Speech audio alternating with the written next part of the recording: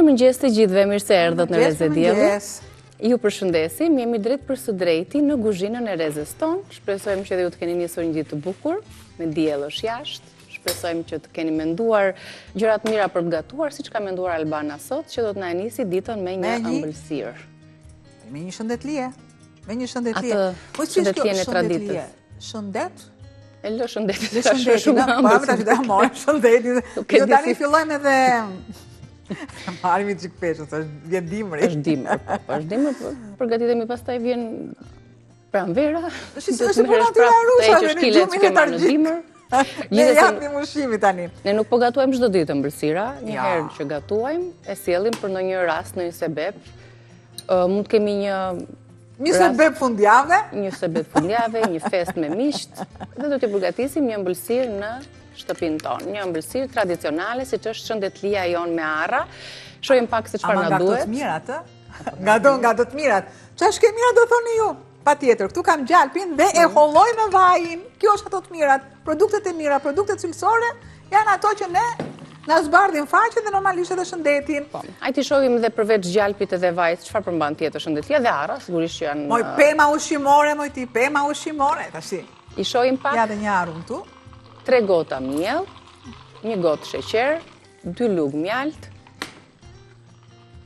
3 kokra vezë, 2 filxhan kafeje arra, 1 lugë çaji sot buke.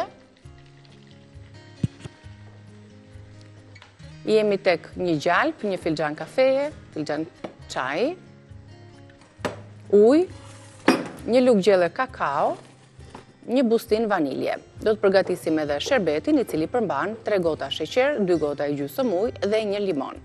Bashkë me lëkurën, bashkë me lëngun, për atë aromën e mirë. Fillojmë me përgatitjen, kemi shkrirë gjalpin. Tretja i gjalpit me vajin. Këtu kam sheqer, ujë, 3 gota sheqer, 2 gota i gjysmë ujë, dhe të kalojmë si dikur limon toz. Limon toz. Hop. Përsa e kam më përpara, sepse mua më duhet në momentin që ëmbëlsira është e nxehtë, do t'i shtohet e ftohtë. E lë shumë pak, biles e fik, dhe jam shumë në rregull këtu. Kam arrat e sapo thyera, edhe shtoj vezët që e i kam punuar më përpara tash se. Tek vezët do ra bashkë me sheqerin. E largoj, opa. Ja. Derisa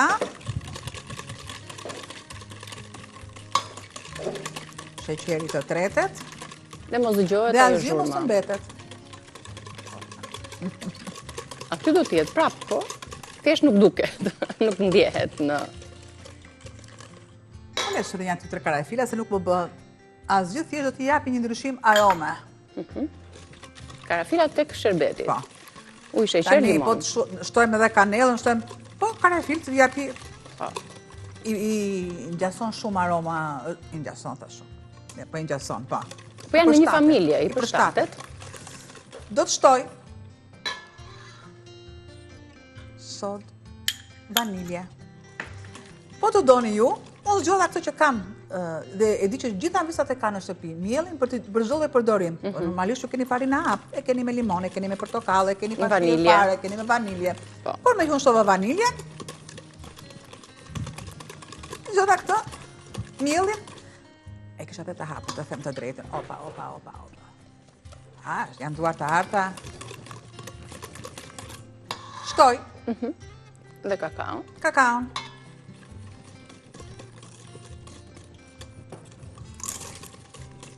Një kakao përgatim që me zi e përfshin pjesa e... Po shtoj edhe ujin. E lëngësht. Edhe jam më kollaj, e kam më të lehtë për ta shpërbër. Pra vezët revez. Tani nëse ju gënjehet mendja, edhe vërtet keni ato vezët për tavën që ne kemi, na duhen. Do të 4, Po.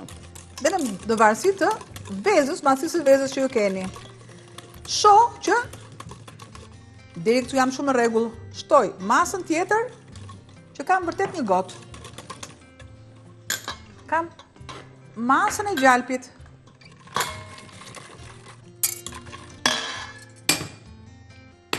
Një gjalp i tretur, nuk e larguar shkumën nësa i ka, dhe është akoma dhe më i mirë. Që mos kemi problemin e shkumës, vendosim vajnë. Prandaj, dhe jo më kotun bëj këto parantezat.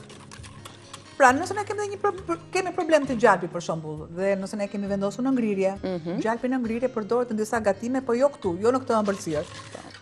Zuam ne do të lëshoj pjesën e ujit gjalpi, patjetër, sepse nga qumshi është krijuar. Atëherë shtojmë vaj dhe bëjmë atë balancimin e duhur. Që japim shijen, japim edhe atë pjesën e katifent. Le të shtoj miellin. Dhe jam shumë e sigurt tek mielli, prandaj dhe nuk përdor fare sitin. Sepse është i imët fare. Është i imët, e shtoj. Është i pastër. Prandaj dhe thot për çdo përdorim. Edhe të ëmblat, edhe të kripurat, edhe për byrekët, biskotat.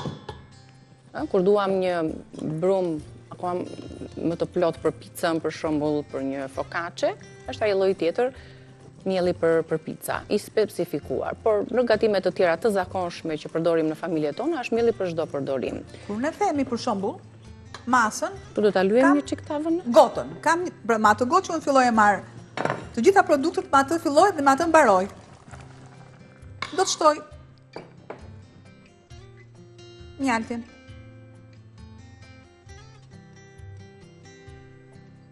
Dhe këtë pjesën tjetër,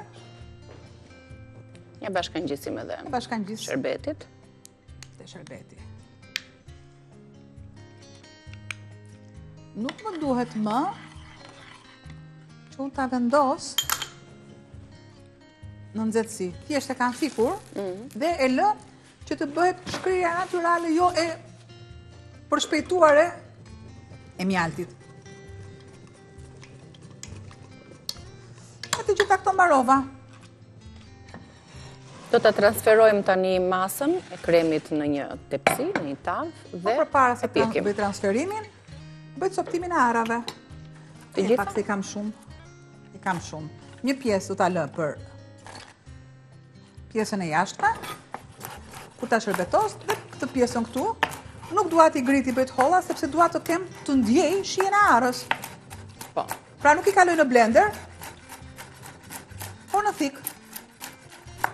Krahas shijes edhe kombinimit shumë të mirë të bazës së brumit për shëndetlien edhe arrave, duke ditur tani vlerat, benefitet që kemi nga konsumimi, përdorimi i tyre në kuzhinën tonë, pse do thuash ti shëndetlia, baklavaja, që kanë këtë sherbetin, që kanë sheqer, i shtohet edhe ara, sepse ara ka atë funksionin për të ekuilibruar, stabilizuar sheqerin në gjak, duke qenë se këto janë kaq të ëmbla, duke i shoqëruar me arra dhe duke konsumuar dhe më përpara arra, na bie rënd ajo shëndetlia. Shtoj këtu që t'i vi më lehtë. Opa, ja. Po çfarë rënd, po le të vi rënd me se ëmbëlsirë me sherbet është. Jo, unë jam kundër sheqerit, një nga vrasjet më të mëdhenj në këtë planet është sheqeri, nëse ne e teprojmë. Atëherë ne po flasim për receta tradicionale. Patjetër, ti shtove edhe pak mjalt, ke shtuar edhe pak sheqer. Tradicionale janë faktikisht janë të rënda, sido që ta themi. Por që të duhet të ekuilibrojmë, është e mirat mirave. I fus një përzierje shumë të mirë. Se ne të dyja e dim shumë mirë që s'mund të themi hani sheqer, absolutisht, nuk është momenti dhe sidomos në kohë që jetojmë. Në këtë punë e di. Ashtu. Sidomos ti që ke redaktuar e di.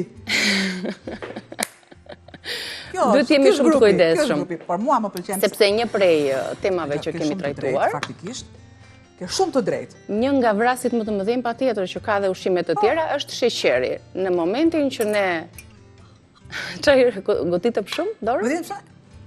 Kujdes. Kemi mikrofonat ndoshta dhe bëjmë zhurmë. Mirë, sepse do të flasim pak më vonë për këto temat e ushqimeve që janë të pashëndetshme, gjithmonë duke ruajtur atë ekuilibrin, ai mesjartë është gjithmonë zgjidhja e duhur. Por edhe këto që kanë gatuar, këto gatime tradicionale, kanë qenë bio. Patjetër kanë qenë bio dhe nuk e gjej sheqerin kudo, tani e gjen kudo sheqerin. Atëherë ka qenë sheqeri kuq i maliqit, sheqeri panxharit. Se mund të mendoj dikush tani që na ndjek që gjyshja ime ka konsumuar me luftë sheqerin dhe jetoi 100 vjet. Po. Ka dhe për këtë një shpjegim. Ama këtë ma thuaj, të lutem. E pjekim tani. Të ma thuaj. Po mirë se kanë ndryshuar dhe ushqimet. Është një industri e tërë që punon, Në ketë furrë, sheqerin kudo e gjen sheqerin. Në 200 gradë, o bura me vrap. E pjekim dhe do ta shërbetosim me njerë pasi të piqet, do të fryet patjetër nga prania e vezëve. Shohim dhe një përmbledhje tani të produkteve dhe ne do të kalojmë tek receta e dytë. Shohim shëndetlije tradicionale me arra. 3 gota miell, 1 gotë sheqer, 2 lugë gjelle mjalt, 3 vezë, arra, pak sodë, gjalp, ujë, kakao dhe vanilje. Përgatisni paralelisht edhe shërbetin me sheqer, 3 gota dhe ujë, 2 gota e gjysëm. Shtrydhini dhe 1 limon brenda, mund t'i vendosni. Ose limon toz. Po, kanell ose karajfil. Ne kemi gati dhe shërbetin, kur të piqet brumi që vendosëm, do të presim njëra e vakët i tranzit si është ky raporti. Ska si do që ti do së sheftot ajo dhe mjafton që t'jen 2 të kundërta. Okej, përgatitemi për recetën e dytë, po fillimisht bëjmë një shkëputje. Shkojmë të këtë njëjtat neve. Ku do shkojmë tani? Ne shkojmë të një... Çfarë mund t'jeta me miell misri dhe miell gruri? Pispili. Pispilia është. Prap të tradita jemi, të këtë prikurat, në drekën ton kemi pispili. Sot me njerë pas mesazhit promocional rikthehemi shpejt. Ja tek erdhëm, Albana po sjell produktet e pispilis, ne së bashku i lexojmë në recetën tonë të shkruar që dhe ju ta keni më kollaj. Nëse i keni këto produkte gati, se jo, i përgatisim bashk pispili me hithra. Kemi filluar t'i përdorim goxha shpesh hithrat kohët e fundit, edhe për të vetëm arsye se për shkak dhe të kohës i kemi patur edhe të njoma. Do të përgatisim fillimisht brumin, ka 2 gota miell misri ose misër plus grur, të dyja llojet. 1 gotë ujë të ngrohtë ose qumësht, 3 lugë vaj ulliri, 1 vezë dhe krip. Për mbushjen e pispilis na nevojiten 400-500 gram hithra të njoma, 1 qep mesatare, 2 lugë gjalp ose vaj ulliri, djath të bardh, 1 cop 200 gramshe, qumësht 200 ml, krip piper dhe mente ose koper, të dyja këto shkojnë dhe qetësojnë më së miri shihen aromën e hithrave. Hithrat janë larë, janë shplar dhe kanë marrë një val, apo jo Albana? Po. Sa të mira që janë. Dhe ku është arsyeja, unë i kam lënë shiko, edhe kërcenti i kam lënë sepse japi një shije të veçantë, jo vetëm gjethet. Me gjethet shumë mund të bëjmë çajin, gjë që unë kam përgatitur çajin, por në fund fare. Atëherë, kam miellin, miell gruri, miell misri. Dyja bashkë këtu. Kam një vezë, gjë që do ta shtoj direkt tani. Miell gruri, miell misri këtu, djathin, qepën. Qepa do karutiset apo do të bashkohet? Po, ja, do të shtoj. Qumësht. Largoj direkt këtu. Tani, mos thoni që s'kemi që të gatuajmë, se kemi njëherë pispilin mund ta bëni me presh, siç është e traditës, njëherë me spinaq, njëherë me hithra, dhe njëherë duke i bashkuar të gjitha lakrishtet në një vend dhe sa më shumë jeshillëqe. Shtoj masën të kripës.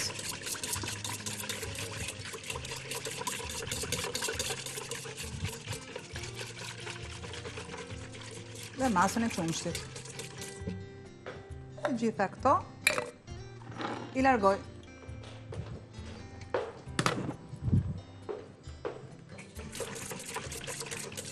Masën e miellit, miell misri, miell gruri. Me çfarë fillojmë si masë, me këtë e mbarojmë.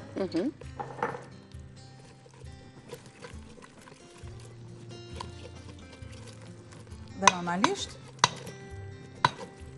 e lë të pushoj dhe të aktivizohet normalisht edhe soda, nuk ka maja, po është sodë. Po. Shtoj yndyrë tek tigani. Qepën direkt. Pak ujë nga bimat aromatike.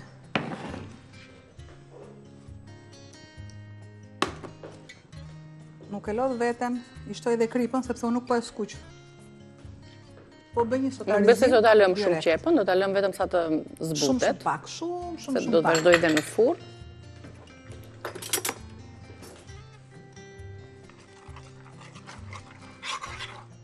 Sa të ngrohet pak. Siç e pat, nuk e kemi nxehur vajin përpara se ta shtojmë qepën, siç veprojmë për shembull tek gjella, ëh. Filloj gradualisht një lloj zjerje. Po largoj, këtu janë në rregull. Marr.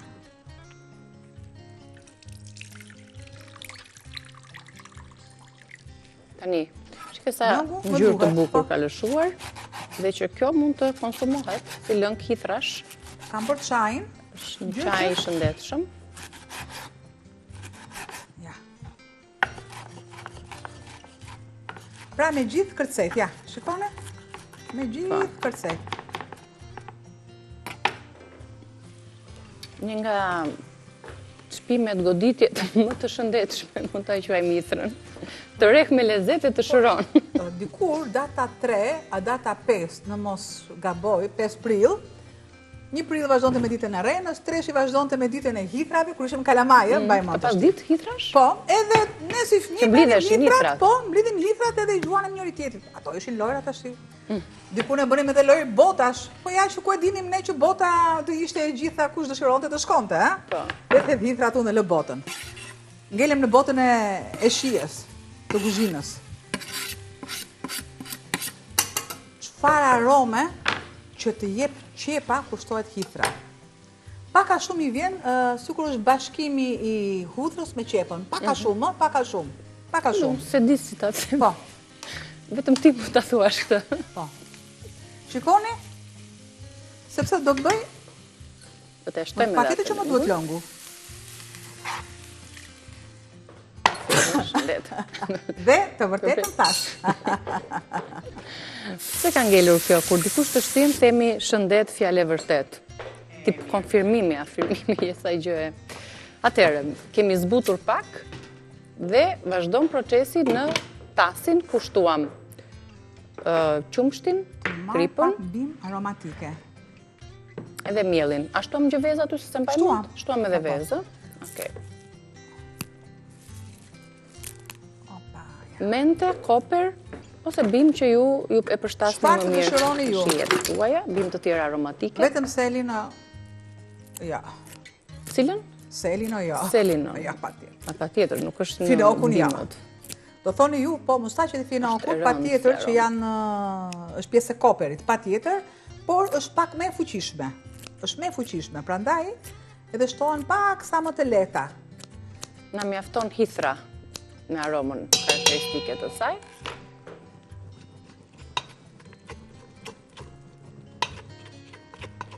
Ka shumë rëndësi edhe mënyra se si e pjekim, që të ruajmë pak Gjithmonë ngjyrat.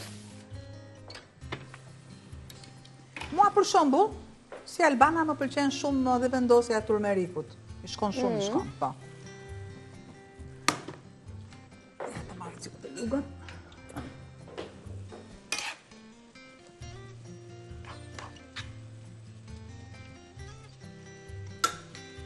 Dhe si që mund të shikni, sa qepat filloj të bëhet transparente. Hithrat janë zjerë, është marrë një valë e tyre. I kemi bashkuar të brumi. Shtoj një pjesë djati, prandaj dhe e pata shumë kujdes Kripën. shtimin e kripës. Po.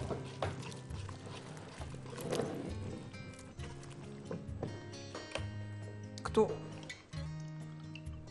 Lyejmë bazën me vaj, sepse dihet që për shkak të miellit të misrit që ngjit, miellit të grurit gjithashtu që ngjit, se brumra janë, duhet ta lyeni mirë fundin. Duhet të jetë në pjesën e një qulli.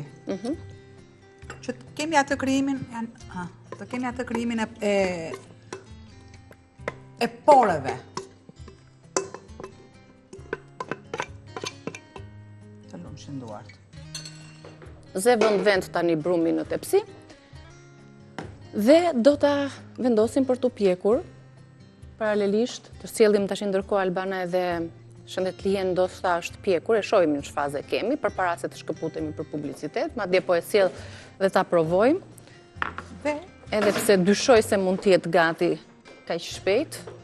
dhe shtoj edhe pak miell. Shife pakës miell misri. Ja. Po, super, se për thithë lëngjë dhe kryon atë si shtres. Bëjmë atë provën klasike, nëse është pjekur apo jo.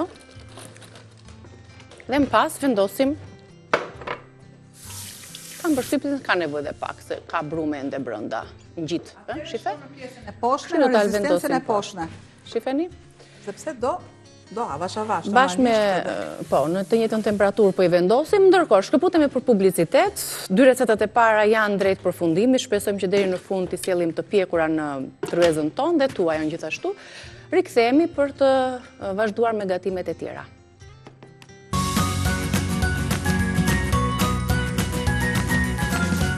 Mirë se erdhët në pjesën e fundit të hapësirës tonë të gatimit për të përgatitur një supë.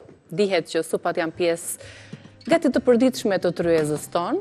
Shpresoj që edhe ju në familje ti kombinoni perime të ndryshme ose një lloj perimi. Si ke qefti Albana, kur kombinohesh shumë perime apo një perime dhe Jo, me shumë perime faktikisht. Sa më shumë perime, aq më tepër më shije, më vlera.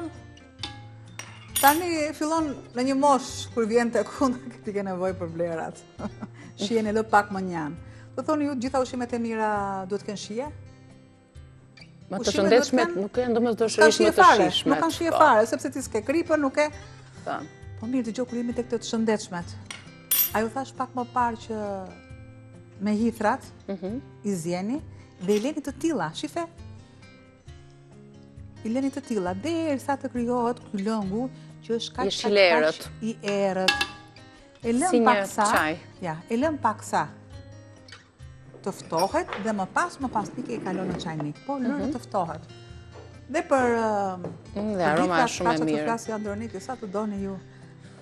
Po, që imagjino të ishte sezoni pranverës, tani që është dhe sezoni tipik i hithrave, po gjithsesi i kemi në frigorifer, në gjendje të ngrirë, në gjendje të thatë, gjithashtu ruaj një pjesë të gojësërushme të vlerave të tyre, kur duam që të pastrojmë gjakun, të sistemojmë gjitha organet, shkojnë në vend kur konsumon atë çajin e hithrës, duke përmbajtur hekurin që është kryesorja dhe çdo mos personat të cilët vuajnë nga anemia, konsumimi i hithrave, i lëngut të hithrave, i çajit pra të hithrave, sa më pak të ziej aq më mirë është, ose duke i shtrydhur ose duke i ruajtur, sepse themi që në proces termik do i kemi lakrat, falem të lakrat,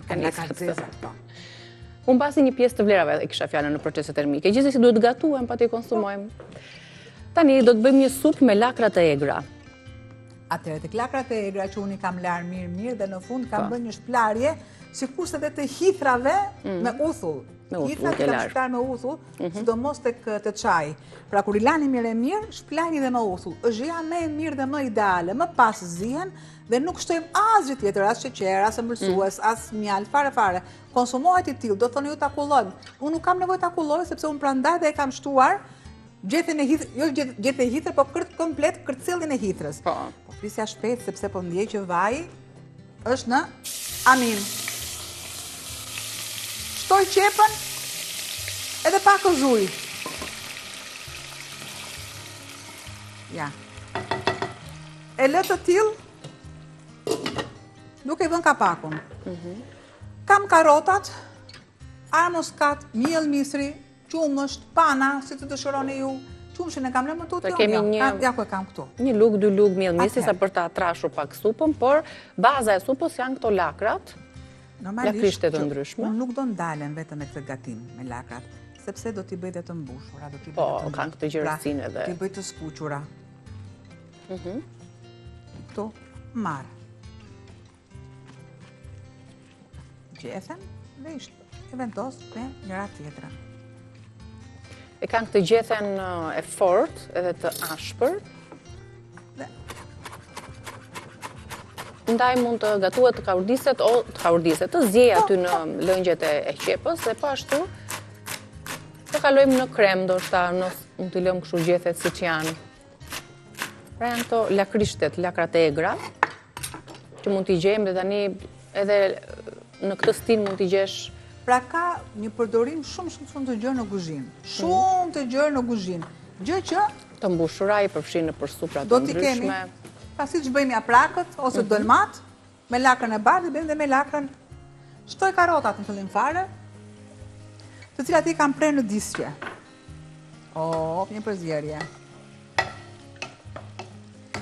Është një gatim që nuk kalohet në blender.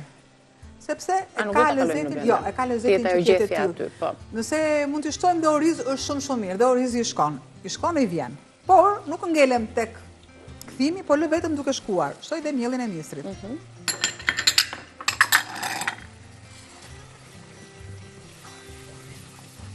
Aty e është bërë... pak? Jo, s'është bërë akoma. Përshëndetjen base po. Se e kemi lënë fiksa minuta merë, si pas furrës tonë, dhe më do t'ja sjell tani që të mos e lë të erësohet më tepër, shpresoj edhe të ketë kulluar, dhe gati për ta shërbetosur shëndetlijen tonë. Shikani pak. E lë, derisa të ftohet shumë pak. Po, do të ftohet edhe të bjerë pak nxehtësia. Jo, nuk do të ftohet tamam, sepse unë kam. Po, është më mirë tani. Atëherë, sa të bëhet, kalojmë. Shumë pak e lëm, se më duket se ta lëm që të kulloj dhe pak, ha? Nuk e kaloj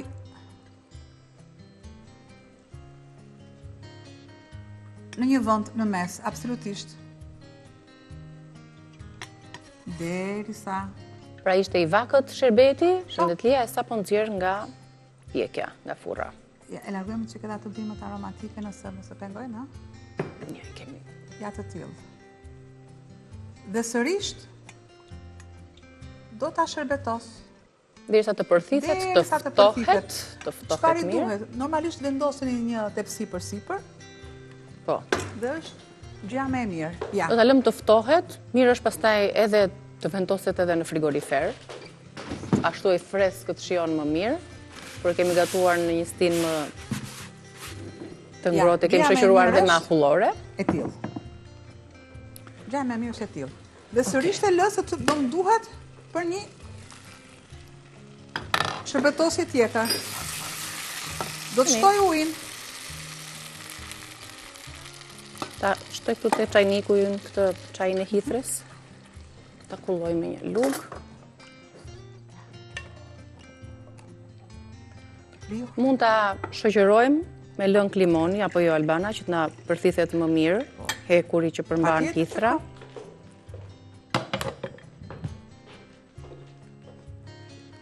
Ta konsumoni kështu siç është dhe mund ta vendosni në frigorifer për ditët në vazhdim.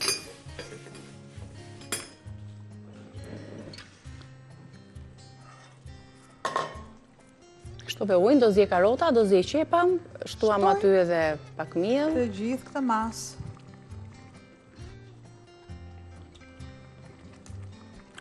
Njerëzit do të veprojnë edhe nëse duam që këtë rrugë për këtë supë ta ndjekim me spinaqin. Po. Apo me gjethe të tjera jeshile. Me spinaqin, me preshin, me pazin, me gjithçka që është jeshilliqe, me lakrën. Po. Po, mos të ngatrojmë, sepse dikur në brezim, do të ngatroj lakrën e zezë me lakrën foragjere. Nuk ka asnjë lidhje.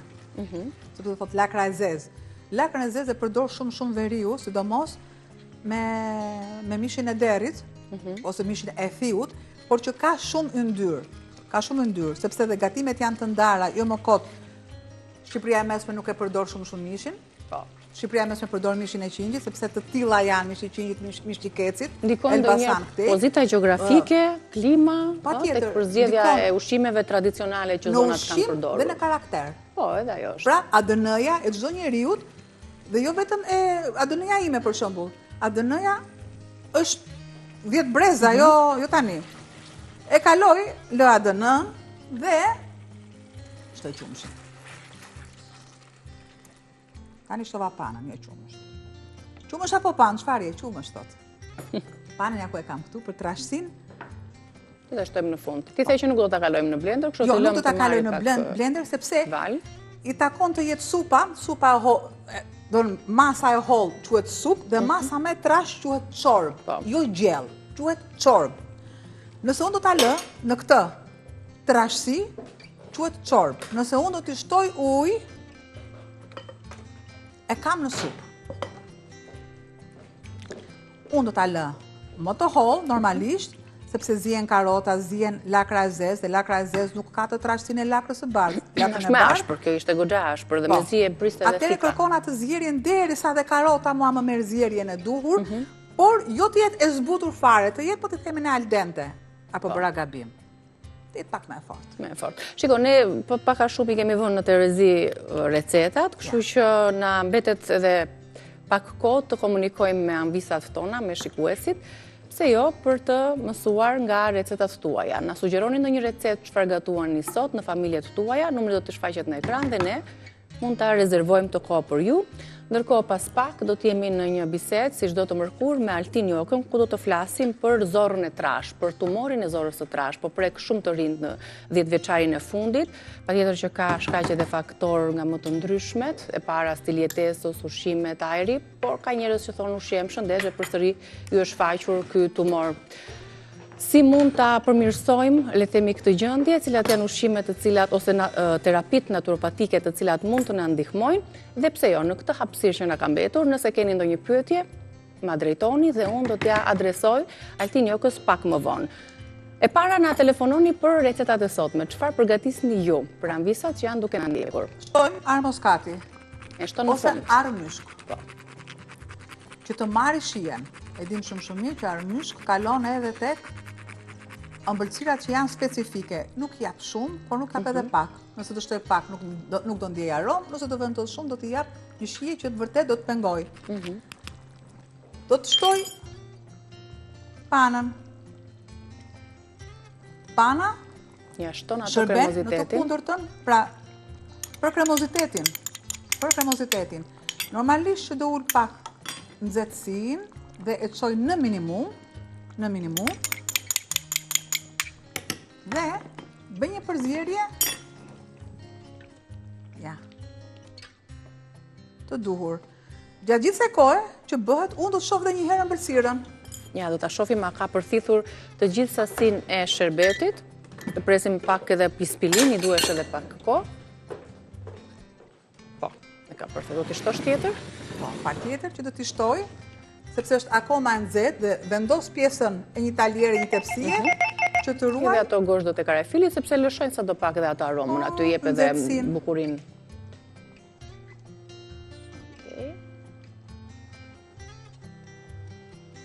Super. Nëse ju do të bëni me prerje, patjetër që sherbeti do shkoj më shpejt. Unë nuk bëra prerje, për çfarë arsye?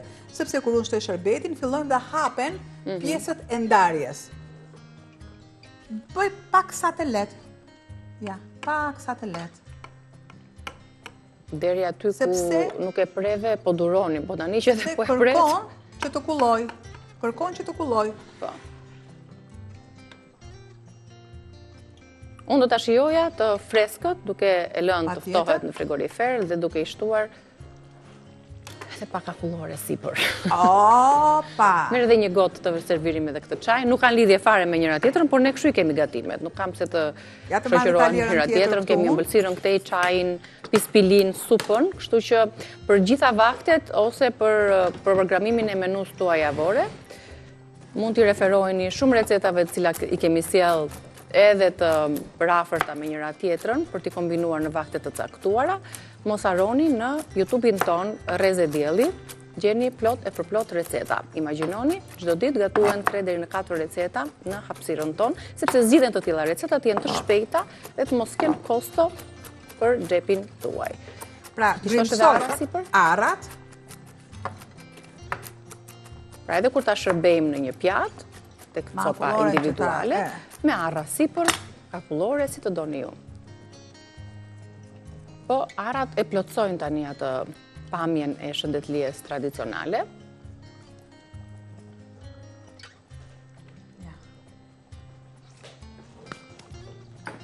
Është në rregull. Supa duhet të jetë zirë, të kemi mundësi të shërbejmë të gjitha recetat në minutat që na kanë mbetur. A shiko, del masa e një çorbe. Ja merr edhe një tas. Pakës qumësht, pak pana në fund fare dhe e plotson atë kremozitetin. Çik miell edhe e lidh më mirë qepën, karotën edhe lakrat. Nëse nuk i gjeni, ne zgjodhëm, gjetëm, fatmirësisht, lakrat e egra. Shiko, si të janë të tilla. Pra, nuk keni pse t'i prisni. Në momentin që ftohet, ju e konsumoni dhe me pirun. Është pak a shumë, dhe mos e merrni për bazë, i ngjet pak një frikaseje, pak a shumë. Nuk kam shtuar kos, kam shtuar pana. Nëse duam t'i japim edhe një shije pak sa më të veçantë, shtojmë dhe ca arra sipër. Patjetër që i shkon. Super. Edhe një gotë të servirim, do servirim këtë të servirur e kemi, si çaj hithrash për t'ja kujtuar, jo vetëm tek pispilia, tek byreku me ithra, por edhe një çaj do t'i shkonte shumë mirë. Pak esëll, për ata që duan të trajtohen, ose gjatë ditës. Kjo duhet t'jetë ngjyra jeshile erët. Jeshile erët dhe bosa ja jepi çik këshillati se si duhesh në frigorifer pa frigorifer. As që kundi, me ketë ngrohtë, konsumon të ngrohtë me pak limon, për ta ruajtur ditë të tjera e mbajmë në frigorifer si çdo këshill që ne japim këtu. Pispilia na është bërë, do ta sjellim me pispilin. Nëse do të pak qumësht, do ishte e duhur. Nëse do i shtonim pak qumësht, nëse do t'i shtonim pak të qumështi, pak arë boskat, do ishte prapë e duhur, sepse janë tre vlera që lidhen me njëra tjetrën. Po. Ndërsa nëse e duam që ta konsumojmë për pjesën e hekurit, për shembull se ka dhe shumë hekur, e largojmë qumështin duke qenë se bulmeti pengon kalciumi, pengon përthithjen e hekurit, për t'i bërë këto diferenca. Gjithsesi, këtu nuk kemi ekspertë absolutisht askush për t'ju dhënë këshilla të detajuara, mjekësore, se ato i merrni përmes specialistëve tanë dhe mjekut tuaj, padyshim, ne themi gjëra të përgjithshme, të cilat mund t'i shërbejnë sadopak publikut. Po, pshia është fantastike, kombinimi. Ngreduar të lartë të pjesën tjetër. Dhe këtë kombinimeve.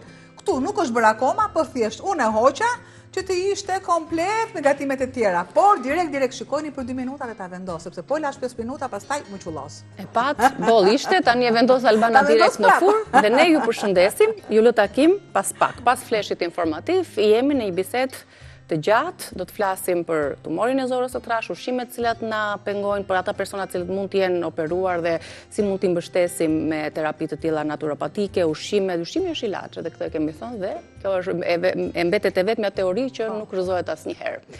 Të lumshin duart. Faleminderit. Ju pres pas pak.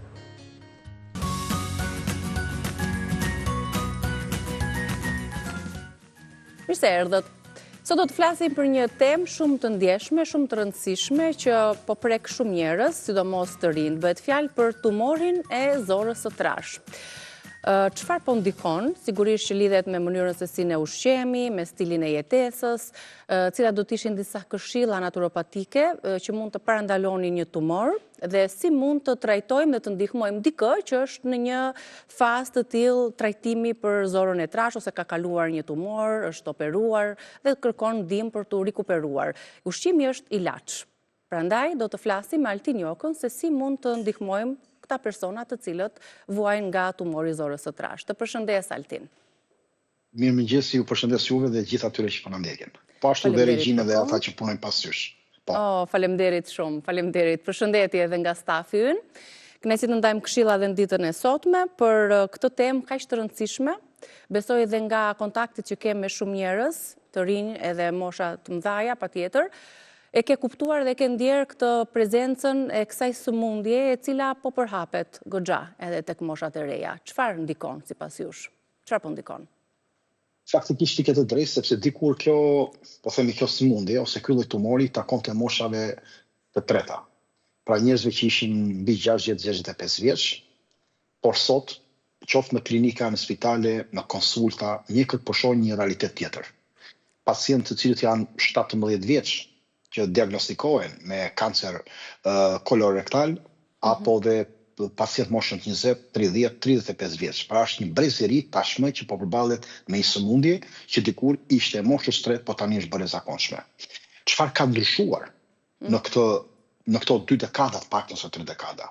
Dhe lidh një pyetje shumë e rëndësishme, a është ushqimi ynë vetëm mënyra jone të jetuarit, apo janë shtesat e kimikateve, pesticideve, ndotja, stresi, mungesë e lëvizjes, apo reagojnë, apo ndoshta mos është truri ynë i dytë që po themi, se në opinionin tim kemi disa tru brenda, po e simbolizojmë në formën e trurit zorës, që është shumë i rëndësishëm.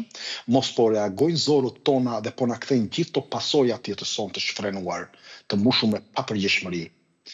Nga mënyra se si e kemi ndërtuar bujqësinë, se si i marrim frutet, si që kemi elmuar tokën, ushqimin apo kimikatët që kemi hedhur, apo në formën që po ecim drejt mjekësisë moderne, apo ndërtimit të ilaçeve, apo ndoshta ky nuk është në një reagim biologjik i rastishëm, pra mund mos jetë, ose është një rezistencë e heshtur që trupi tashmë mund të themi, ky univers i brendshëm që ne kemi të zorët, ndoshta janë lollur së bashku me ne gjatë gjithë të udhëtimi dhe në mënyrë të ashpër po na kundër përgjigjen duke na sëmurur. Dhe ky është një fakt i pamohueshëm dhe jo vetëm ky lloj kanceri, por të gjitha llojet e tumoreve dhe kancereve kanë një rritje shumë të dukshme, të paktën këto 3-4 dekadat të fundit. Për shembull, në Europë, afërsisht rreth 370-380.000 raste të reja të kancerit kolorektal kemi çdo vit. Dhe afërsisht 13% të gjitha rasteve të kancerit janë kanceri zorës. Dhe rreth 12% të vdekjeve vijnë pikërisht nga kanceri i zorës. Në Institutin Karolinska të Suedis, e cila është një institutet më prestigjioze në botë për studime, është parë që personat të mosha që janë më poshtë se mosha 50 vjeç është rritur 3-fisht rritja e kancerit të zorës krahasuar me vitet 1990. Gjithashtu po të shikojmë incidencën që ne kemi pasur. Në para viteve 90, ne kemi pasur diku 6 raste për 100.000 banor. Në Shqipëri aktualisht, sipas disa statistikave, ose institutit statistikave, kemi parë që është 18 raste për 100.000 banor vetëm për kancerin e zorës. Po ta shikojmë në 2019, në kjo ka qenë 13. Pra vetëm në 6 vite, ne kemi rritur nga 13 për 100.000 banor në 18. Megjithatë, nuk janë statistika sakta, se unë mendoj se është akoma dhe më keq situata se kaq. Sepse janë dhe persona të pa diagnostikuar të cilët nuk e dinë. Po. Ende që kanë kancer, sepse kanceri i zorës është shumë i heshtur. Vepron shumë gradualisht, shumë ngadalë e të tjerë. Tani të zëm arsyet që ti pa më thua. Po. Tani imagjinoni një person që është 35 vjeç, i ka hedhur rreth 60 ton ushqim në jetën e tij, 35 vjeçarit trupit. 4.5 fish në krahasim me 30 vite më parë. I ka hedhur 25.000 litra lëngje trupit të vet në këto 35 vite. Pra ne i kemi 4 fishuar, po themi, dhe pak më tepër të gjitha këto. Çfarë do ndodhi të kjo? Do kemi një ngarkesë të jashtëzakonshme, toksiciteti, do fillojnë problemet të fryrjes, problemet të rënjes së energjive, do fillojnë problemet me kapslëkun, probleme me lëkurën, problemet mikotike, dhe nga kjo kemi një rrugë të vetme që do na çojë drejt kancerit. Sepse kanceri është një dritare, nuk është thjesht një moment i caktuar i një çasti, por është gradualisht. Në ana tjetër, një faktor që tjetër është që askush nuk e thotë dhe nuk e zën, ose vetëm disa mjek, disa doktor e kanë vënë në botë, është një bakter që shtej të rëndësishëm në zonën tonë, që kemi një mungesë të jashtëzakonshme, arkemasin. Është bakteri mirë apo bakteri keq? Bakteri mirë. Edhe pse është 1 deri në 5% të gjithë baktereve tona, pra në total në saj kaq është, më parë ka qenë rreth 4.4-5% në zonën tonë. Sot mendohet që është diku 1-1.5%. Tek njerëzit që janë me tumore, pothuajse nuk ekziston fare, ose është shumë i drobitur. Ky bakteri është i lidhur me biteshën, ky është i lidhur me diabetin, ky është problemi me gjendrat hormonale, ky është i lidhur me problemet e anemisë, ky është i lidhur me shumë sëmundje të tjera kronike duke filluar që nga hipertensioni. Edhe nga elementet kryesor është dhe kanceri, sepse është ky bakter që inkurajon qelizat epiteliale të zorës që të krijojnë një stres që quhet mucin. Shtresa e mucinës është një lëndë që forcon mukozën e zorëve që mos krijen probleme të inflamacionit. Një anë tjetër e saj është një shkak i sëmundjeve të cilët është vërtetuar tashmë. Kanceri i tetorit po përhapet nga një realitet shumë i ashpër që ne po shikojmë. Helmimi i ushqimit në fëmijëri. Në qast se ne kemi marrë një bakter që quhet Escherichia coli, që të gjithë e njohin. Ai qëndron pas rasteve të panumërta të helmimit kryesisht. Disa lloje të Escherichia colit prodhojnë një toksinë në zonën tonë që quhet kolibaktin. Kolibaktina është shumë e frikshme, sepse problemi është që ai lë gjurmë në ADN-n tonë. Ai nuk ikën. Dhe çfarë ndodh? Fillon të transformon ADN-n tonë, që organizon nivelin e zorës për dekada, jo për një herë, për dekada. Dhe skema që ne duhet presim pas gjithë kësaj përgatitje është kanceri. Dhe shenjat e ADN-s nuk zbehen. Është një ekip i udhëhequr nga Universiteti i Kalifornisë të San Diegos, i cili studioi 981 gjenome të kancerit të zorës dhe në 11 vende të botës. Dhe çfarë pan? Ishin tronditës se studimi që është parë tani së shfundi. Gjurmët e ADN-s ishin 3.3 herë më të larta për kancer të diagnostikuara në moshën 40 vjeçare tek ata persona që kishin pasur Escherichia coli gjatë jetës vet, pra ose helmimin të ushqimeve në shtëpi. Po, elmimi pa trajtuar, elmim që nuk ka dhënë shenja, që ta kem parasysh prindrit. Shiko, po problemi është që ky lloj bakteri, Escherichia coli, ka raste që nuk largohet kollaj, mund të riatje, mund të rifjetur. Pra, edhe mund të trajtohet me antibiotikë dhe mund të dëmtojmë edhe zorën. Por zakonisht helmimi i tepërt që ne kemi krijuar gjatë fëmijërisë, vetë universiteti që unë thash në San Diego e ka parë një studim në 11 vende duke parë 981 gjenome dhe ka parë që është helmimi dhe ishte lidhur me Escherichia coli. Ana tjetër është një bakteri që quhet Clostridium, i cili lëshon nivele të larta të toksinave dhe inflamacion të rënd kronik dhe disbios të thellë. Duke krijuar një disbios, atëherë krijohet një inflamacion dhe një infeksion dhe ka një rrezik më të lartë për kancerin. Nga ana tjetër, disbiozën e dim shumë që duke shkaktuar një inflamacion kimik, aktivizon sistemin imunitar lokal dhe rrit nivelin citokinave. Fillon dëmtimin e ADN-së dhe patjetër do sjellë probleme të tumorit, nëse jo në zorë, në vende të tjera. Do sjellë toksina bakteriale. Do sjellë të gjitha do të kalojnë në qarkullimin e gjakut. Pra do kemi një situatë të sistemit inflamator. Nga ana tjetër, këto toksina do humbin nivelin e prodhimit të butiratit. Është baza kryesore e qelizës mukozës zorës. Nëse prebiotikët janë fara, probiotikët janë dheu, atëherë butirati dhe disa elementë të tjerë të acideve yndyrore me zinxhir të shkurtër janë fruti. Nëse nuk prodhohet frut të zora, atëherë ne do kemi këtë problem. Pra nuk është rritur pema, nuk ka rezultate të tillë. Pra kjo është një nga faktorët e tjerë. Nga ana tjetër, niveli parazitar, niveli mikotikëve, i cili është rritur me 12 herë vetëm në një dekadë. Te një pjesë e konsiderueshme e njerëzve në disa analiza të shkurtra. Është rritur. Imagjinoni tani një gamë kaq pa që imagjinueshme në zorët tona, infeksioni kronik parazitar çon një inflamacion të vazhdueshëm të mukozës së zorës. Dëmtime të indeve, rritje të rigenerimit qelizor. Dhe çfarë bëjnë? Akumulohen mutacione. Këto mutacione do vinë një moment që mjafton të kenë një premis, një shkëndi dhe do shpërthejnë. Pra do ndryshojnë komplet. Kam lexuar disa, do mbaj mend që te faktorët, po kam lexuar disa studime të kohët fundit, nuk e di nëse mund ta vërtetojmë apo janë me baza shkencore apo jo, që kanceri është parazit. Jo, nuk është e vërtetë. Kanceri është qelizor. Faktikisht është një teori, po paraziti është një shtytës. Nuk po them se shkaku. Nuk është shkaku themeltar, por patjetër që parazitët ndikojnë sepse si tham, parazitët vlerësojnë nivele të larta të toksinave dhe duke bërë një sekretim indirekt, duke nxisur mutacionet dhe duke rritur nivelin e stresit oksidativ. Patjetër që janë ndikues të mëdhenj, por nuk është thjesht një parazit. Problemi është që ai është qelizë. Është një qelizë e cila është deformuar. Po kjo është një premis, është një nga shkaktarët, pra patjetër që edhe parazitët janë një shkaktar. Tjetra, enzimat. Enzimat, pa enzima ne nuk kemi jetë. Ne kemi mangësi të jashtëzakonshme të enzimave. Ne nuk po tresim më laktozën, ne nuk po tresim më glutenin në trupin tonë, se funksionimi i dobët i enzimave shkakton probleme të fryrjes, disepsisë, probleme të kapslëkut, probleme që mos dalin jashtë, do mos dalë jashtë sa më shpesh, do rritet niveli toksinave, do uli niveli mbështetjes së energjisë, sepse vetë enzimat e rrisin prodhimin e energjisë dhe rifarimin e indeve. Ne kemi enzima mangut, ne kur nuk po shkojmë dhe nuk po merret askush pse kemi mangësi enzimash. Askush po merret, pa mjekësia për të gjë.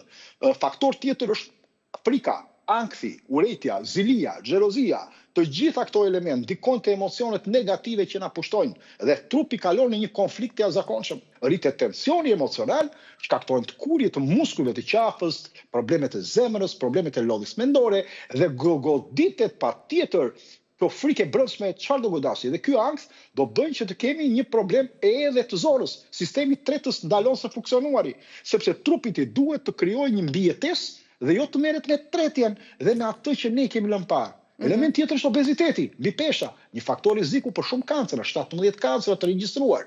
Ana tjetër është dieta të cilën ne konsumojmë ultra e përpunuar, niveli i mos aktivitetit i lëvizjes, alkooli, duhani në sasi të lartë. Kemi dhe faktor patjetër gjenetik, po kemi dhe faktor mjedisor. Kemi ndotës, kimikate, pesticida, toksina, të cilët ekspozimi ndaj këtyre na ka bërë që në fëmijëri të jemi më pas të indikuar deri te kanceri. Tani, të lidhim faktorët kryesor. Tani të ndalemi tek disa ushqime. Realisht pyetja e parë që kam lidhje me ushqimet, a shkakton mishi i kuq kancer të zorës së trashë, sipas disa teorive që kam lexuar? Tani ka të bëjë me mishin vetë si produkt apo me mënyrën se si ne e trajtojmë, e zjejmë me pjekim, me skuqin apo cilësia e mishit? Mendimi im do shkoj në bazë të studimeve, nuk do shkoj sipas opinionit tim personal. Në këtë rast, grupi punës i cili është i organizatës ndërkombëtare të kancerit në 2015 konkludoi se 50 gram mish i përpunuar në ditë, domethënë 2-3 feta proshtut, e kishe fjalën për mishin e përpunuar apo vetëm mishin e kuq? Jo, të përpunuarin patjetër, po mishin e kuq, mishin që konsumojmë, që bëjmë gjellën, që e bëjmë tavë. Atëre 2-3 feta sallami prosciutto çfarë janë në ditë, lidhen me 18% të rritjeve relative të kancerit të zorës. Por një metaanalizë e 10 studimeve kohorte kanë parë që konsumimi 100 gram mishi të kuq çdo herë rrit 17% rrezikun për kancer të zorës dhe 18% rrezik për çdo 50 gram mish të përpunuar dhe 100 gram mish. Pra afërsisht jemi njësoj vetëm se në 100 gram mish të kuq rritet me 17%. Kjo është një metaanalizë në 2016, po kemi metaanalizën e fundit tek revista Nature, e cila në 2025 ka parë 8% rritje për çdo 30 gram mish të kuq në ditë. 8% rritje.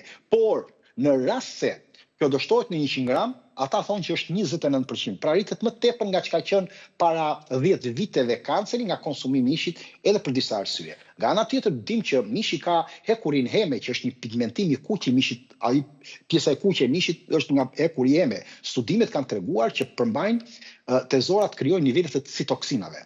Atëherë që dëmtojnë direkt shtresën e epiteliale të mukozës së zorës. Gjë që bëjnë që mos kemi një rigjenerim. Ky rigjenerim nga kjo ngarkesë do bëhet shumë i ngarkuar, shumë i sforcuar. Dhe çfarë do bëhet? Sa më i sforcuar të punojë një trup, aq më shumë gabime ADN-je bëhen. Sa më shumë gabime ADN bëhen, aq më shumë rritet risku tumorit. Dietat me mish të kuq në ana tjetër ne kemi shumë mirë, pra mishi i kuq rrit nivelin e bakteroides.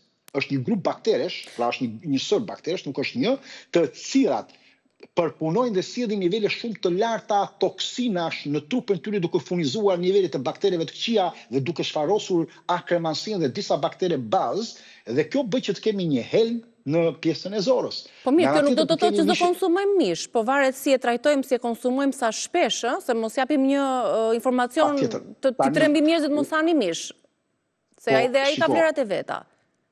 Ka vlerat e veta, por midis vlerave të mira dhe të këqija ne duhet i peshojmë në njëherë. Nëse mishi është rritur në ferma me antibiotike të tjera, për mua nuk ka asnjë vlerë, më shumë është i dëmshëm. Është qartë. Nëse është rritur në kullota, nëse zgjendet në kullota, ta haq sa më pak.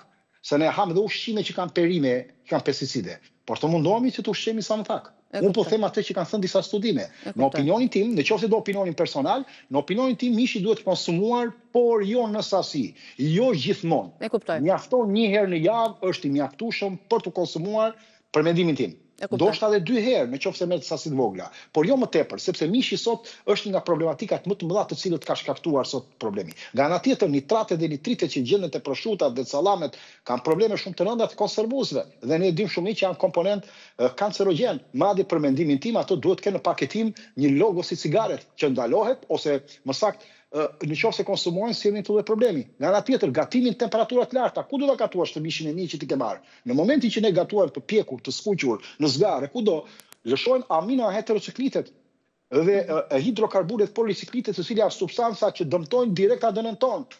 Nga ana tjetër, studimet ne kemi parë që mishi i pjekur fort sa më shumë shkakton probleme në pankreas, në prostat. Pra ne e dim shumë mirë të gjë. Pjekja, nëse e zjejmë, për shembull është më pak i dëmshëm. Më pak i dëmshëm kur ne kalojmë në zjerje. Nga ana tjetër mos harrojmë, lëshon një nga elementet kryesorë që lëshon mishi është TMAO. Ushtria amerikane në kohën 2016 ka bërë një studim që krijon një grup bakterësh TMAO në zor, pra një përbërje e cila krijon pra molekullë që ndikton që të krijojnë baktere negative në zor. Në momentin që ne konsumojmë peshkun, mishin, pra ushqime shtanzore përgjithësi, po sidomos mishin e pjekur e të tjerë, atëre këto kthehen dëmtojnë nivelin e zorës, dëmtojnë edhe bakteret e mira, ashtu bakteret e këqija, dhe sillin probleme edhe në mëlçi, edhe në aspektin e enzimave. Kështu që në këtë rast duhet të kuptojmë për këtë që më thoni, mishi purës ka një lloj ndryshimi, po përsëri, sepse nuk ka nivele të larta të TMA-s. Por kjo nuk do të thotë që rrit rrezikin e kancerit, krahasim apo nivelin e hekurit hemi etj. Por nga ana tjetër, edhe pse është ndoshta 2 herë 3 herë më pak i dëmshëm për kancerin e zorës, mos harroj një gjë, që konsumimi i rregullt, duke shikuar në nivelin e antibiotikëve dhe hormoneve që ka mishi i pulës, kriprat e mëdha që ka, edhe kripa e tepërt është e dëmshme, edhe ajo sjell probleme të rënda të sëmundjes ose mundet të sjellë dhe probleme të kancerit. Pra, mishi, ushqimet e përpunuara, ato bakteret, siç i përmendëm përpara për faktor të tjerë. A ka ushqime të tjera të cilat duhet i heqim nga dieta jon me rrezikun e tyre për shkaktimin e një kanceri, specifikisht në zorën e trash? Po ne të mundohemi të heqim sa më shumë probleme të ushqimeve me pesticide, sepse edhe një frut edhe një perim që ne mund të ham dhe mund të ketë nivele të larta të pesticideve, edhe ajo mund të na shkaktojë probleme. Po këtë se kemi në dorë fare. Që do ngjerret. Këtë se kemi në dorë, atëherë në dorë kemi këtë, që ne të ham sa më pak, të konsumojmë sa më pak ushqim, mos konsumojmë sa më shumë, kjo është një nga zgjidhjet më të mira, ta agjerojmë her pas here, edhe ato ushqim që zgjedhim, ta zgjedhim të mirë, të mundojmë të bëjmë trajtimin, qoftë për pastrimin e tyre, qoftë ta marrim mishin pak më të mirë, qoftë marrim një peshk më të egër, mos marrim peshk rezervati, qoftë marrim një perim diku afër ose të paktën të pastrojmë nga pesticidet, të dimë si t'i zgjedhim, të dimë se si të gatuajmë që mos prishim edhe vlerat e tyre. E kupton? Po në ana tjetër për të ulur të stresi emocional, problemi i mungesës fibrave, nëse ne nuk shtojmë ara, nëse nuk shtojmë bajamet, lajtit e tjera, atëherë kjo punë nuk është marrë seriozisht nga ne, është thjesht për të kaluar radhën. Pra është mirë, ata njerëz që nuk e tolerojnë fibrat, sepse po, ka njerëz që nuk e tolerojnë fibrat. Ata duhet të bëjnë analiza të posaçme, duhet të bëjnë mikrobiomën intensinale për të parë nivelin enzimatik, për të parë nivelin e baktereve të mira dhe të këqija, për të parë nivelin e mikotikëve dhe të shikojmë a kanë probleme të sëmundjes, pra të SIBOS apo kanë sëmundjen Crohn apo kanë diçka tjetër, një inflamacion IBS,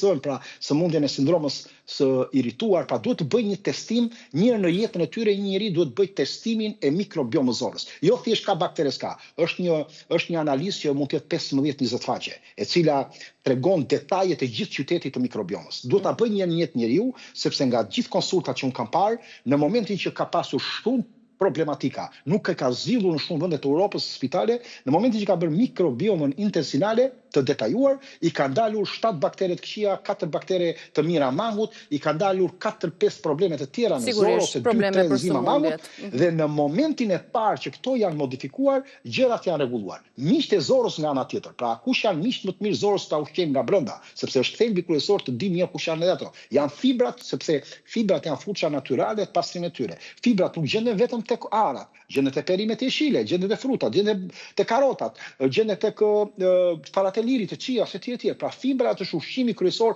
edhe i baktereve të mira dhe sidomos edhe këtyre që thanë Akemasis apo Bifidobacterium apo edhe Lactus bacillus. Nga ana tjetër ne dim shumë që në momentin që ato fermentojnë, prodhojnë acide yndyrore me zinxhir të shkurtër që janë butirati, baza kryesore e qelizave të mukozës zorës për të rigjeneruar dhe ulin nivelin e inflamacionit, dhe këtë kemi një studim në vitin 2022, e cila tek natyrë përsëri, të cilët personat që konsumojnë më shumë se 30 gram fibra në ditë kanë 45% mundësi të kancerit më pak në qoftë se ata do konsumonin 15 gram në ditë. Në ana tjetër, revista Onkologjisë Klinike në 2018 ka parë që ata që janë me kancer zorës trash, kur konsumojnë 2 porcione të mëdha arash në javë, kanë 57% përmirësim. Prandaj duhet t'i shikojmë. Në ana tjetër, kush janë ushqimet e tjera? Ushqimet me prebiotik. Po ushqimet me prebiotik kush janë? Hudra, qepa, asparagusi, banana e papjekur shumë mirë, lakra, çikoria, prebiotikët, jo probiotikët, prebiotikët, pra pjesa. Pra ato që kanë nivelet e inulinës, ose mund të marrim dhe inulinë në ana tjetër. Nga aspekti tjetër, kemi polifenolet, mbrojtësit e antioksidantëve që kanë burimin boronica, shega e kuqe. Pra, antioksidantët dhe polifenolet, mango, shega e kuqe, rushi kuq, boronicat, shtojnë arkemansi në nivel shumë të lartë. Çaj jeshil, kakaua e papërpunuar, shafrani indis, të cilët nuk duhet mungojnë, gjinxheri, çaj mentes, të cilët në kombinim me njëri tjetrin, atëherë do rrisim që edhe këto element negativ që bëjmë, ne po e shtym problematikën, sepse duhet dim një person në jetën e vet e kalon 6 herë kancerin në jetën e vet. Më parë kalonte 3 dën 4, tani është shtuar 6 herë, probabiliteti i kalimit kancer në trup që nuk e kupton, te dikush mund ngelet, te dikush nuk mund ngelet. Po, në varësi të imunitetit. Lëvizja, yndyrnat e tjerë. Gatimi pastaj është shumë i rëndësishëm. Nëse do ta bëjmë të skuqur, kemi probleme të pjekjes fort. Më mirë do ishte e zier, më mirë ndoshta do ishte në avull, që ne të eliminojmë problemet e aminoheterocikliteve, problemet e dëmtimit të cilët të irritojnë qelizat e mukozës zorës dhe dëmtimin e ADN-s. Sepse janë fakte shkencore të cilën 2020 Instituti Kancerit e pa që personat që konsumojnë mish të skuqur ose ushqime jo mish, ta heqim si dhe perimet të skuqura. Në përgjithësi ushqim të skuqur ose gatime të skuqura, po të frituar, të skuqe, patate, nuk kanë si pa ushqime të skuqura në përgjithësi në temperaturë të lartë rrisin 46% rreziku për polipet të zorës dhe rritet mundësia e kancerit të zorës. Pra, vetë Instituti Kancerit në 2020 ka marrë një mega studim të bërë nga të tjerët, jo se ka bërë vetë. Përveç kapslokut e problemeve, sa ti fillon problemi... Ja, këtu do ndalemi pak të simptomata, në cilat shenja duhet të na shqetësojnë në fazat e para, në fillesat e një tumori. Sa kohë duhet një tumori të shfaqet në zorën e trash? Po, një tumor mund t'i duhen edhe 8 edhe 10 vite, mund t'i duhen edhe 12 vite, të themi të vërtetën tani. Sa vite mund t'na duhet shumë kohë gjatë për të shfaqur një tumor. Pra nuk shfaqet me njerë. Por nga ana tjetër, ne duhet dim shumë mirë që fillimi i ndryshimit të theqes. Pra njëherë bën bark, njëherë bën kapslëk, njëherë bën fort të trasht, njëherë bën yndyrore. Duhet të kemi kujdes te kjo, sepse është parë një studim, 6 muaj para ndryshimit theqes, personat ishin me kancer. Pra dolën me kancer pas 6 muaj kur u bën një studim. Pra kjo është shumë e rëndësishme. Nga ana tjetër, duhet të shikojmë problemet e dhimbjeve zorës, fryrje pa shkak, jo ku kemi ngrënë bukë. Por në një moment caktuar ne kemi fryrje, kemi gurgullima të tepërta, kemi gazra me erë shumë të rëndë, kemi probleme me tretjen. Këto ne duhet ta kuptojmë që sepse është viktime e parë, zora është viktime e parë e stresit, e ushqimit, çdo gjë atje shkon. Dhe ky është problemi më i madh. Këtë duhet të kuptojmë, kur shikojmë që na ka rënë niveli i energjisë, kur kemi disa probleme, pra kemi një debulesë, kur kemi një rënje të peshës, nëse kemi një rënje të peshës 10, 15, 20 kg në këtë drejtim, që nuk kemi shkak, domethënë, atëherë patjetër që do i refusojmë. Ndoshta kur mbajmë dietë, nuk duhet të shqetësohemi se dikush më ka marrë më parë, thonte unë mbaj edhe dietë dhe kam rënë 7-8 kg. Pra nuk kemi ndryshuar ushqimet apo sasinë e tyre. Po. Pra në ndryshimet e tyre, pra këto ndryshime tek feqja, te dhimbja, te gurgullimet e barkut, te fryrjet pa sens, pra pas ushqimit, te gazrat, pra te fermentimi që po bëjmë ushqimit. Edhe te këto element patjetër që kemi, dhe temperatura është e rëndësishme. Nëse temperatura është diku 37.4, 37.5, 37.6, 37.3, po që nuk kemi ndryshim, atëherë kemi një inflamacion. Dhe kur i kemi dhe këto, atëherë duhet dyshojmë. Dhe patjetër duhet të dalin pastaj te analizat e kryesore. E kuptova. Ka njerëz të cilët ushqejnë mirë, le themi, analizat dalin gjithmonë mirë dhe përsëri shfaqin këtë problemin e tumorit. Është genetike dhe si mund të mbrohemi në këtë aspekt? Genetike tani është vërtetuar që diku 5 deri në 15% kanceri është gjenetik. Pjesa tjetër është epigenetik. Pra ka rënë teoria. Problemi është që ne nuk i heqim dot ato që ne kemi trashëguar nga prindrit, nga të parët tanë, por ne mundet të shtypim dhe t'i mbajmë në kontroll. Kjo është thelbësoria. Problemi është që edhe sepse njerëz ushqejnë mirë, ka një gjë. Nuk kanë ushqyer mikrobiomën e tyre, nuk kanë ujitur tokën e tyre. Pra ti po thua, unë kam marrë një pemë palme të bukur, kam marrë edhe ple të mirë, por e kam mbjellur diku në një vend me gur dhe e kam rrethuar ose nuk e kam ujitur. Atëherë ajo nuk mund të mbi. Pra, kompleksiteti për të rregulluar dhe modifikuar të gjithësinë tona nuk është e kollajt. Tjetra, mund të kemi njerëz që ushqejnë shumë mirë, por duke ngrënë disa herë nivele të larta të pesticideve, duke mos i stimuluar, duke pasur nivel të lartë të stresit, ndoshta stresi që është një nga faktorët kryesorë, ndoshta gjumi që ka një problem shumë të madh, ndoshta mos aktiviteti. Pra të gjitha këto janë të ndërlidhura, nuk shkaktohet një sëmundje nga një faktor ose dy. Janë shumë faktorë që ndikojnë, sidomos te kanceri që është shumë kompleks. Pra kanceri është një sëmundje shumë komplekse, nuk është kaq e thjeshtë që ne mund ta përcaktojmë. Nëse dikush që na ndjek Altin kërkon që të pyesë dhe të interesohet se si mund të pastrojë zorën e tij ose të saj. Nëse dikush do ma drejtonte këtë pyetje, çfarë këshilla do të jepni? Zora mund të drejtohet, po unë këshillën e parë do t'i thoja se çfarë do të ushqejnë njerëzit ku kanë kancer, ose kur është problemi te kanceri. Kur janë diagnostikuar me një tumor, po, dakord. Ose po deshet them edhe për zorën, po për pastrimin, si doni, mund të bëhet në disa forma. Por atëherë te problemi i ushqimit ne duhet dimi diçka. Ushqimi në këtë fazë nuk është thjesht një ushqim për të mbushur veten, në momentin që ai mund të jetë kimioterapi ose në kancer, ose mbas se s'ka bërë dhe kimio, varet çfarë zgjidhje ka marr, ai është një ilaç. Sepse çfarë ndon në trupin tonë? Në moment që kimioterapia nuk dallon midis qelizave kancerogjene dhe atyre që ndahen në mënyrë normale dhe në mënyrë të keqe. Ajo në fund ditës ose në fund çastit ku futet shkatron çdo gjë. Dhe në moment çfarë kemi? Kemi te një njeri, kemi thot nuk kam oreks, nuk po më shijon, kam shijen e metalit, më fryet barku, më dhëm çdo gjë, kam një debules. Edhe kur kalon problemet e kimioterapisë, kalon në ankth, zora kalon në ankth, sepse ne duhet dim që ato miliarda bakteri që ne kemi përpunuar, i kemi ndërtuar, kanë lindur dhe kanë punuar në harmoni në këtë tokë, ne po e përvolojmë me anë të zjarrit. Kimioterapia në fundit është e pranueshme, është një armë kundër qelizave kancerogjene, por nuk bën dallim. Ai godit të qelizat e mira, godit bakteret e mira, dëmton pjesë të zorës. Dhe aty ku kishte gjallëri, sot ne kemi një boshllëk. Atëre bakteret nuk prodhohen më. Butirati, përthithje vitaminës B është jashtëzakonisht e këndshme. Mungon serotonina në këtë rast, që do zhduket. Në anë tjetër do shtohen bakteret oportuniste ose të këqija, siç është Clostridiumi ose Candida, dhe do kemi një dëmtim të sistemit imunitar. Dhe kjo është arsyeja pse njerëzit që vazhdojnë me kimioterapi kanë probleme kapslëkun, kanë mungesë oreksi, kanë lodhje, dhe ky është një fakt i vërtetuar. Si mund t'i ndihmojmë ata? Zora ka nevojë për forcë të fortë në këtë ditim. Atëherë zora nuk është e vdekur, por është e plagosur dhe ka nevojë për një kujdes. Prandaj në këtë rast ne duhet patjetër që të marrim disa sense për ta rregulluar. Çfarë për shembull? E para duhet të ecim me 5 drejtime. Të mbrojmë mukozën e zorës nga dëmtimi, të rikthejmë mikrobiomin e zonës së shëndetshme, të forcojmë sistemin imunitar dhe energjinë, të parandalojmë infeksionet dhe inflamacionin e tepruar dhe të rrisim nivelet, pra kjo është objektivi kryesor, dhe të rrisim nivelin e sistemit antiinflamator. Të mbrojmë mukozën e zorës nga dëmtimi fillohet me atë që ti the pastrimi dhe detoksifikimi. Pastaj për ta rikthyer mikrobiomin e shëndetshme duhet një dietë e gërshetuar nëpërmjet nivelit të lartë të enzimave, të glutaminës, të nivelit të vajit të peshkut, të aloe verës, të kurkumës, të cilët janë elementët bazë. Trupi shërohet kur ne fillojmë edhe i përdorim to. Pra, po ta shikojmë, është parë në një studim në 2021 40% personave që kishin probleme të kancerit kishin mungesë të glutaminës. Pra, një aminoacid i cili është jashtëzakonisht shumë i rëndësishëm. Konsumimi pasaj disa çajrave të cilët ne duhet që janë testuar, për shembull çaji kurkumës i përzier me vajin e ullirit, me ujin e ngrohtë, pas vakteve shumë e mirë, çaji i xhinxherit, sepse ka shogaol. Shogaoli është një substancë poliferimi të cilët lufton qelizat tumorale dhe kemi një studim 2019 në gazetën gastrohepatologjisë për këtë. Në anën tjetër ne mund të përdorim disa çajra të tjerë siç është çaji kamomilit, i gërshetuar me çajin e mentes dhe her pas here edhe me çajin e xhinxherit. Në anën tjetër mos harrojmë çaji i trumzës me rozmarinën, sepse ka karvarkol, kaltimol dhe acid rozmairik, e cila është substanca që frënzon enzimat inflamatore CO2-shin, të cilët COX-2-shin, që ndihmojnë në detoksifikimin edhe të mëlçisë. Nxit edhe problemin e aktivitetit qelizor, këto lloj çajra janë mirë. Çaji i shafranit i gërshetuar me lulen e blirit dhe me koprën, të cilës nga më të mira, çaji lule radhiqes.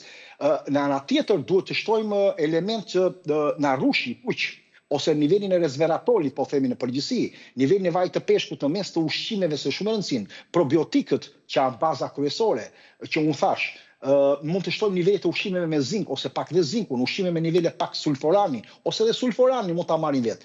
Dhe nga ana tjetër, mos kuptojmë një gjë, parimi themelor është të shërojmë terrenin dhe jo vetëm tumorin. Kjo është forca e naturopatisë. Pastrim, detoksifikim, rikthimi i ekuilibrit zorës, ushqyerjen e qelizave të shëndetshme, stimulimi i sistemit imunitar dhe balancimin e sistemit nervor, që është shumë e rëndësishme për të përballuar konceptin që ti ke kancer ose nuk ke kancer. Nga ana tjetër, nëse më lejon, janë disa terapi të cilët janë nga më të mirat për të rregulluar dhe modifikuar format e kësaj. Kemi për shembull kemi terapinë këtë protokollin, Revici, e cili është nga protokollet më të mira, është protokolli Gerson, është protokolli Budving, është protokolli Gonzales, një doktor që ka bërë vitet e fundit. Të panjohura për audiencën tonë. Ka problem, nuk ka problem, po janë protokolle, protokolli metabolik naturopatik, janë disa protokolle naturopatike të cilët kanë dalë dhe në gërshetim njëra tjetrën japin rezultate të mira të problemet që ka, sidomos njerëzit që merren me kimioterapi për të ulur problemet që ata mund të kenë edhe në dëmtimin e zorës. Këto realizohen duke u konsultuar me një specialist apo jo, qoftë edhe një agjërimi thjesht duhet të bëhet në bazë të këshillave që jep një specialist. Asgjë me mendjen e vet, sepse gabimet që mund ndodhin mund të jenë më të pariparueshme. Patjetër një konsultim edhe me doktorin, edhe me një kombinim, se ka një gjë, në momentin që ti merr një suplement ose një bim të fortë, duhet të konsultohesh me mjekun sepse ai lart që ti merr kimioterapi, nëse merr kimioterapi, mundet të jetë në anë kundërt dhe mund të veprojë negativisht. Prandaj duhet të kujdesemi dhe nuk duhen marr nëse nuk bëhet një kombinim i këtyre, por edhe nëse nuk merret edhe mendimi dhe këshillimi i specialistëve përkatës. Qartë, ne do të shkëputemi për pak se është momenti i reklamave, do të rikthehemi përsëri në bisedë.